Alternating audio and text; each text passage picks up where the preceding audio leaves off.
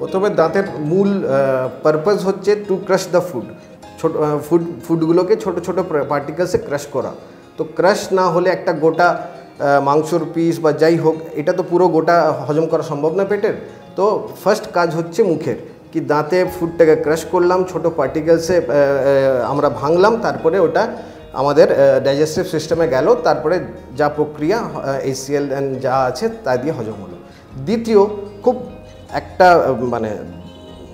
একটা খুব বড় পয়েন্ট, কি দাঁতের আমরা যত চিউইং টাইমটা বাড়াবো, যতক্ষণ ধরে আমরা ক্রাশ করব, যতক্ষণ ধরে আমরা খাবারটাকে মুখে রাখবো, কিছু অ্যামাইলেজ আছে যেটা স্যালাইভারি এনজাইমস, ওই খাবারটার সাথে ওই এনজাইমগুলো মিক্স হবে, অ্যান্ড ওইটা that is the first enzyme in our body, যেটা ওইটা হচ্ছে আমাদের বডিতে সবথেকে প্রথম এনজাইম যেগুলো ডাইজেশনে কাজে দেয়।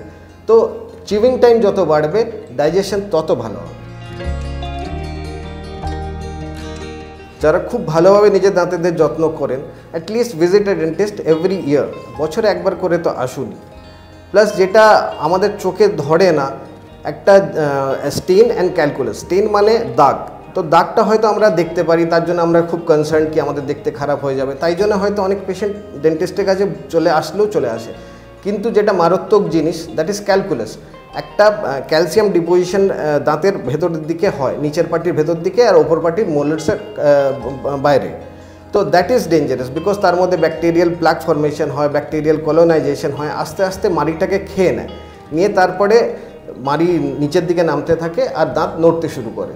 তো এই ক্রাইটেরিয়ানটাকে প্রিভেন্ট করার জন্য মানুষের উচিত কি বছর অ্যাটলিস্ট ওয়ান্স এ ইয়ার ডেন্টিস্টকে আপনি ভিজিট করুন। যদি তার পরবর্তী ক্ষেত্রে স্কেলিং দরকার হয় তাহলে স্কেলিং অবশ্যই করান। একটা মিথ আছে স্কেলিং করলে দাঁত নাকি ঘষে যায়, এমন একদম নয়। ডেন্টিস্টের কাছে আসবেন বা যে কোনো আপনি ডাক্তারের কাছে আসবেন, কোনো জিনিস এমন করা হয় না যাতে কারোর ক্ষতি হয়। তো স্কেলিং করলে আমরা নিজের প্র্যাকটিক্যাল লাইফেই দেখেছি কি ব্লিডিং গামস বন্ধ হয়ে যায়, মাড়ি শক্ত হয়, দাঁত শক্ত হয়। তো scaling is good for health.